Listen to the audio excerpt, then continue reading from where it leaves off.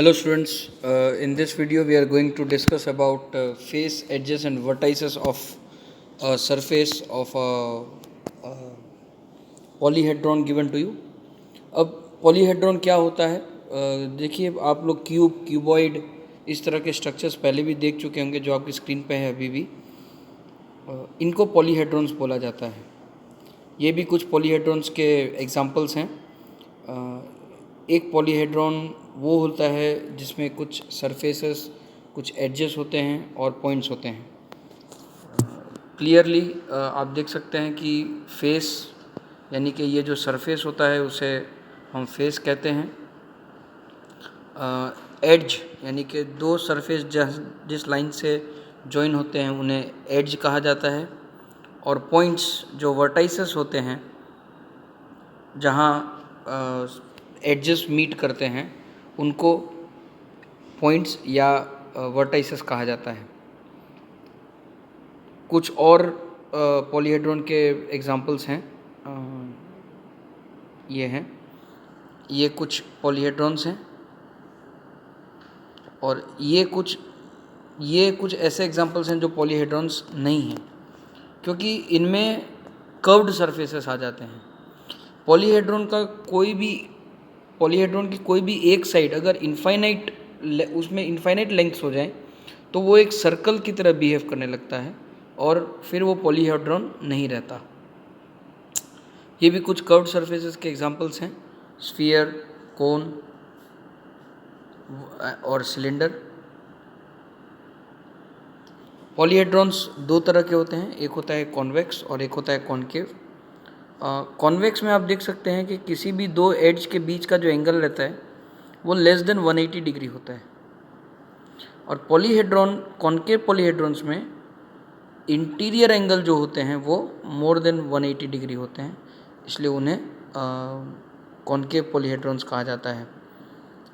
Regular पॉलीहेड्रॉन्स वो होते हैं जिनकी हर साइड इक्वल होती है. जैसे कि ये है, इसकी हर एक साइड अगर इक्वल है तो इसे एक रेगुलर पॉलीहेड्रॉन कहा जाएगा. जैसे कि एक क्यूब को हम परफेक्ट रेगुलर पॉलीहेड्रॉन कह सकते हैं क्योंकि उसकी हर एड्ज इक्वल होती है. द पॉलीहेड्रॉन, देखिए ये वाला टॉपिक इसमें लिखा हुआ है this polyhedron is regular, its surfaces are congruent, they have regular polygons, vertices are found by the same number of faces. और यहाँ पे वो वेरी कर जाता है. This polyhedron is not regular. इसमें all the sides are congruent but the vertices are not found by the same number of faces. यहाँ पे 3 फेसेस हैं, यहाँ पे 3 फेसेस हैं, लेकिन उनकी जो साइज़ है वो अलग डिफ़र करती है. 3 faces meet at A point and 4 faces meet at B point, तो वो इसलिए रेगुलर नहीं है. ये थोड़ा सा इंटरेस्टिंग टॉपिक है, प्रिज्म और पिरामिड.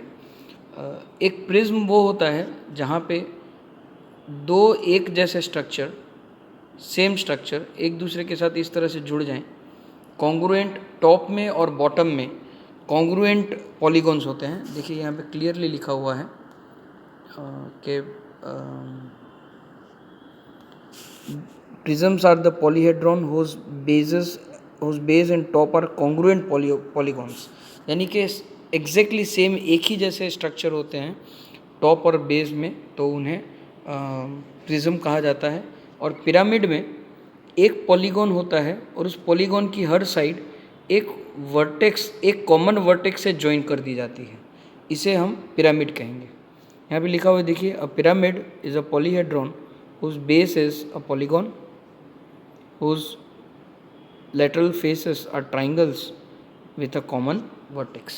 ये सारे के सारे ट्राइंगल्स होंगे 4 और नीचे में एक पॉलीगॉन होगा. वो पॉलीगॉन जो बेस वाला होगा वो पेंटागॉन भी हो सकता है, रेक्टेंगल भी हो सकता है, कुछ भी हो सकता है. ये एक इंटरेस्टिंग टेबल है जिसे हम सॉल्व करना चाहेंगे. क्यूबॉइड, इसमें फेसेस, एफ मतलब फेसेस, वी मतलब वर्टाइसेस और ई मतलब एडजेस कितने होते हैं. फिर एफ प्लस वी का टोटल और ई प्लस 2 का टोटल कितना होगा वो देखना है. अगर मैं एक करके देखता हूँ, बाकी का मैं आपको गाइड कर दूँगा किस तरह से करना है. अगर हम पहले की बात करें तो क्यूबॉइड का स्ट्रक्चर कुछ इस तरह से होता है, आप लोगों को याद ही होगा इस तरह से, ठीक है। क्यूबॉइड में फेसेस 6 होते हैं, वर्टाइसेस 8 होते हैं और एडजेस 12 होते हैं। अगर हम एफ और वी का टोटल करें तो 14 हुआ, और ई प्लस 2 यानी कि ई 12 प्लस 2 14। तो यहाँ पे एक रिलेशन बनता है कि F plus V is equal to E plus 2 होता है, तो एक पॉलीहेड्रॉन स्ट्रक्चर बनेगा।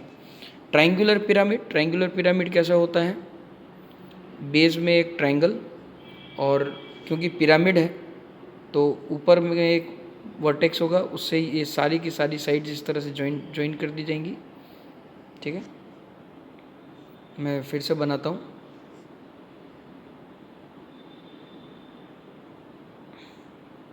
और ऊपर में एक वर्टेक्स से इन सब को ज्वाइन कर देंगे। टोटल 4 ट्रायंगल बनेंगे इसमें, इसलिए जो नंबर ऑफ़ फेसेस होंगे वो 4 होंगे। एडजस्ट 1 2 3, ये 1 ये 2 ये 3 4 5 और 6 एड्ज होंगे, और 6 एड्ज और वर्टाइसेस होंगे 1 2 3 4।